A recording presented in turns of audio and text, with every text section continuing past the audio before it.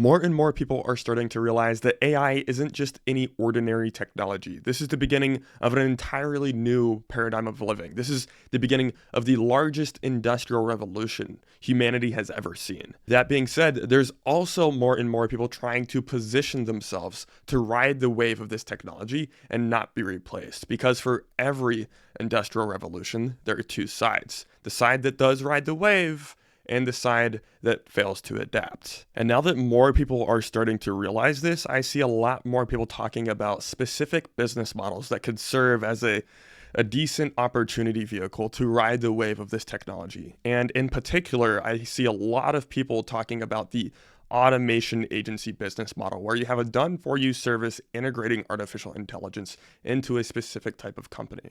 And the reason why I can talk about this topic is because I used to have an agency in the past with over 30 clients. And I eventually shut that down because I came to the conclusion that that would actually become a business model that wouldn't be relevant in a very near future. I've also spent over $60,000 of my personal money on business consulting and education adjacent to the exact topics we're going to be talking about in this video. This entire video can be distilled into two topics: really intuitively understanding this technology and understanding the secondary and tertiary impacts of this technology on entrepreneurship, very specific business vehicles, and also the economy at large. And the reason I'm specifically talking about the automation agency business model in particular is because this is the business model that everyone is running to right now. Everybody is saying, go start this business model. This is how you're going to ride the wave of the technology. And it seems very logical at face value. AI is a technology that's going to change every single business.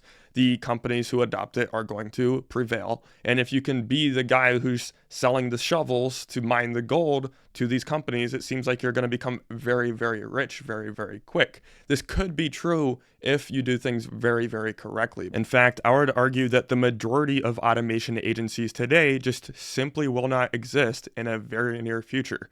90% of these agencies will be either forced to adopt an entirely new different business model themselves, or they will realize that the niche that they were once serving just simply doesn't exist anymore. But if you refuse to do any other business model and you have to do an automation agency, like you refuse 100% to do a better business model, I would ask myself these three specific questions to make sure that your automation agency is going to last at least longer than most people's, okay?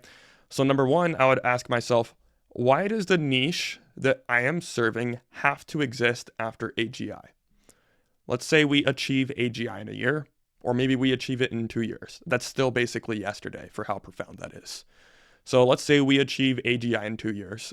AI is now effectively as good at any human at operating the computer and completing tasks on it.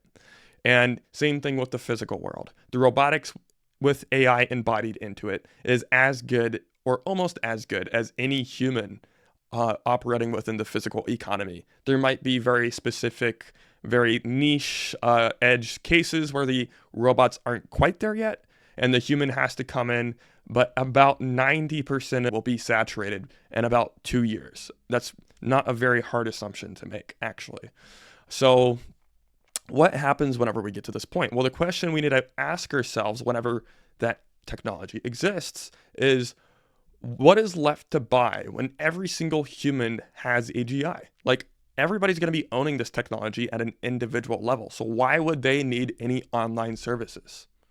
Like, why would I buy an online service from a marketing agency or any other online business if I have an AGI level system at an individual level that can complete those tasks better than any marketing agency owner possibly could, right? So if you have an integration agency, an AI automation agency helping marketing agencies, you're now dying at the pace of AI adoption, because as AI is adopted online, the marketing agency will be dying at the pace of AI adoption. You are now integrating AI into a dying market, meaning your company will be dying at the pace of the marketing agency market, right? So online service-based businesses honestly are going to be dying in about 6 months from now. OpenAI is already talking about their PhD super agents. They're demonstrating them to the federal government. These are going to be coming out within months, maybe even potentially weeks. And once these do come out, it's going to be very hard for people to really adapt, right? It's going to be very hard to have a service that outperforms these things. These things are very autonomous and very smart. And there'll be a very limited amount of time before these things are better than every single person at every single thing on the computer. I'm willing to bet in about 6 months to 12 months, they will be better than every single person at every single thing on a computer. So if you have an automation agency that is integrating AI to online businesses, any type of consulting business, any type of service-based business, you're going to be dying at the pace of AI adoption. Now let's play this same exact thought experiment out for the physical world. There will be physical world companies that exist for a while, and maybe even a very select few that exist for the foreseeable future. So the way I would categorize these physical world businesses is in orders of magnitude of workload. If you have a construction company or a roofing company, the order of magnitude of workload is very large. Versus if you have a home cleaning service, the order of magnitude of workload is very small. Meaning if a family has one humanoid robot, they don't need to have a cleaning service ever again. But for a construction company, for example, it's probably going to take multiple robots to replace a roof, or it's going to take multiple robots, or even like a very expensive 3D printer if we move to 3D printed houses in the future, just a theoretical example. But for sure, houses are going to be built by robots in the future, not by humans. It's not a hard assumption to make. Very obvious, right? And that's going to be a not too distant future, much sooner than anybody would like to think. Elon already said that he plans on having over 5 million Tesla bots in the economy within like 3 years from now. That's not too far. So the question we need to be asking ourselves is, okay, what companies will exist? Well, it'll be automation arbitrage companies. So a roofing company would go from having employees to arbitrage the labor to build a roof to simply having robots to arbitrage the labor to build a roof. So that would be a company that lasts, right? The cleaning company has very small order of magnitude of labor. The roofing company has very large, meaning it takes a lot of capital to get a lot of robots to work on that roof, meaning it'll still be something that is outsourced to the roofing company. The cleaning will not be outsourced to a cleaning company because it would be cheaper to own a humanoid robot at home. Again, it won't be cheaper in the very, very, very near future. In a not too distant future, it'll be cheaper than anybody would like to think, right? Therefore, the roofing company will continue to exist and the cleaning company will die due to the order of magnitude of labor and how much capital it takes to effectively complete that labor.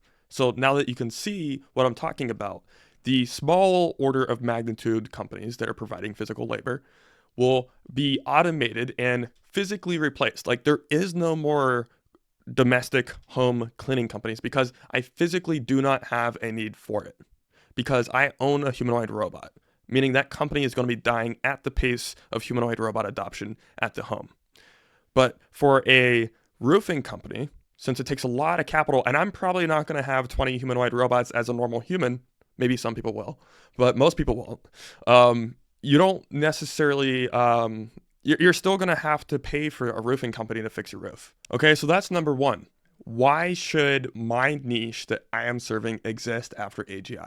Because most people, 90% of niches, will not exist after AGI. So now that we asked ourselves that question and identified what niches are likely to survive, which it's specifically going to be the physical world companies that have a lot of arbitraged labor, like a roofing company or a construction company or any company that's working on a very big project. They could use some form of automation integration over the next few years. So now the other question we need to ask ourselves is, what is the best way to serve this person given their business model? Because there will be some business models where the AI will be more so like an employee. Instead of integrating it, they just talk to it like a normal human. And if you look at like a recruiting firm, the only reason a recruiting firm is valuable is because they can find greater talent than other recruiting firms. Now you can look at OpenAI or Claude as a recruiting firm because they're supplying the talent. You don't need to integrate it as an AI integrator. You just talk to it. If anything, what these companies will need is somebody who shows them how to use the technology. The technology doesn't need to be integrated. They need to be shown how to use it. They don't understand what it's capable of. They just need to be able to talk to it and direct it to do things. Integrating it would be a very unwise thing to do. That's why integrating labor, whenever somebody has a recruiting company, the recruiting company doesn't integrate labor because it's stupid to do. It's just dumb to do, because why would somebody who doesn't understand the business integrate a human labor into somebody else's company? You don't know the vision as clear as the entrepreneur or the CEO. You're here to provide the labor, provide the talent from your pool of talent. You have the pool of talent. You show them the pool. They select what talent they want, and you don't integrate it. For some companies, there will be needs for integrating AGI. For most companies, they're gonna just want an AI that is autonomous like a human. They don't need integration for that. They just talk to the system like they're talking to a human. Integration would be the opposite of what they want. They want something that's agentic and autonomous that they just talk to. So if anything, what those companies will need is consulting, not done for you integration. It'll be done with you. Here's how you leverage this technology. Here's what this technology is capable of. And arguably, that won't even be needed either, because I can just go to the AI and ask it, what are you good at? Can you solve this problem? And it just says, yes, sir. Point me in the right direction. And it solves the dang problem without the need for a consultant. But honestly, if somebody really intuitively understands this technology, I do see the value in like done with you services and consulting. We're having a premium community that is all about staying on the cutting edges of technology. I think that's actually where the value proposition is here for most of these companies, not integrating it. There will be companies where integrating AGI makes sense. For most, it doesn't. So now that we've actually answered these two questions, being what niche is likely to survive AGI, and it's specifically physical companies that have very large magnitude of labor that they would apply a lot of automation to. Those companies will be around long enough for you to apply your service to the company, right? And number two being, what is the best way to even implement this technology into the company? For most companies, it's not going to be integration. It's going to be consulting. Because there's a specific reason why talent companies or recruitment firms do not integrate the talent. They just provide the talent. And it's because they don't understand the company as well as the CEO. So it makes more sense to have a done with you consulting service to integrate AI than it does to have a done for you service whenever you have an AGI level system. They want a human, not integration. There will be some companies that do want integration. Let me be very clear. There will be a few, but the gains that you will make for the company will be greater if you just showed them how to use it, and they'll get better results. You'll be able to sign more clients because you'll have less complexity in your company. The ticket size that you could charge will be the same amount because people pay for the outcome, not the service. People pay for how much does this change my position. If you can effectively make me $50,000, I'll pay you $25,000, right? So whether you make me $50,000 with a done for you or done with you service, the amount you get paid is the same. But for a done with you service, you do half the work, maybe even less than half the work, and you have higher margins due to less operational complexity, and you can sign more clients at a time. So a done with you service makes a lot more sense in this case than a done for you service. So therefore, the entire integration model just, for most companies, doesn't quite make sense. Now we come to the very last thing. So we answered the first two questions. The last one is, okay, well, let's play this out. Like, how long is this even going to be needed? Because eventually, the standard of living will just be everybody knows how to use AI. Meaning you don't need any more consulting companies. You don't need any more integration companies. The service will be offering frontier models, which OpenAI does, Google does, Anthropic does, XAI does. That is the service here. That is the long-term service for that realm. So everything you're doing in this space doesn't really make sense. But what if I still want to run an online business model? as a normal human. Like, I'm not Sam Altman. I'm not Dario Amodei. I'm not Elon Musk. I'm not going to build a frontier model myself. I don't have hundreds of billions of dollars to do that. Or you need a bit less nowadays, but nonetheless, you're probably not going to do that. So if you still want to run an online business model, there actually are business models that make a lot of sense to start today, and they will exist for perpetuity. Like, as long as humans stay somewhat human, these models will continue to exist.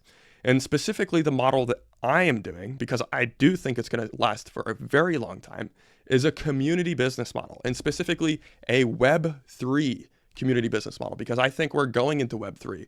AI agents are a forcing function from Web2 to Web3. As the internet becomes completely saturated with agents, Web3 will be a very fantastic place for a human-only interface with the internet. Agents are a forcing function for Web3 community-based business models, because none of the services are going to be needed, because we now effectively have cognitive and physical labor that outperforms every single human. But humans are always going to want to congregate in groups and have communities where they find value amongst other people. They have camaraderie, they have entertainment, they find purpose, they find meaning, they find opportunity vehicles, they find other people that they like. That's very valuable. And that's going to be one of the most valuable companies moving into the future. And if you can do that in the Web3 space, you're now catching a market that is growing exponentially. And as we see automation remove all of these business models and remove everybody from their jobs, what we're going to see is, not to mention, every single person on YouTube telling you to start an AI automation agency, guess what they're doing? They're building a community because they know it's going to last longer. They know the AI automation agency is a shiny object that gets a lot of traction. They are basically leveraging a trend. It is an effective trend, and they're using it to build a community. You're a part of their community, and you are a long-term asset for them. Why don't you build a long-term asset for yourself by building a community? That's what they're doing. They are playing three-dimensional or five-dimensional chess while you're playing checkers. Like, literally, that's what's going on right now. They're building a community for intentional purposes because they know it has much more longevity than the agency model that they're teaching you. People looking for meaning, looking for opportunity vehicles, looking for the next chapter of life. And where do humans consistently go whenever they're looking for these things? They join communities. They go to places where people congregate to find those things, to find the next chapter of life, to find their next purpose, to find value, or find people who are interested in what they're interested in. So community business models are going to be one of the biggest industries in the very near future. Billions of dollars. Trillions of dollars. I wouldn't be surprised if you see trillion-dollar community businesses. And honestly, we do right now. Meta is a community business. X is a community business. Google is a community business. Community business is essentially owning the attention of your consumers. That's all it really is. It's a very high leverage mechanism, and it's the most resourceful thing you could possibly do. Naval Ravikant has its pillars of leverage. The least leveraged thing is capital, meaning money. The second highest leverage, or not the second highest leverage, but the second lowest leverage is humans, meaning human capital. Then it's media, and then it's code and automation. And then even above that, I'd put AI. But media and automation are two of the highest leverage things you can do. What is media? Media is owning the attention of other humans. You effectively, like Mark Zuckerberg, effectively owns half of humanity. He owns the attention of half of humanity. He can make half of humanity think, do, act however he wants to. He owns the attention of half of humanity. He owns the flow of information. He has a lot of power. More than people would like to think. He has a lot of power. He could change the world over a year if he wanted to, by himself single-handedly. A lot of power, right? So the community business model is the highest leverage thing that anybody could start today and will continue to be prosperous in the future. If you want to maximize your position at the intersection of leverage and longevity, this is the only business model to do it, okay?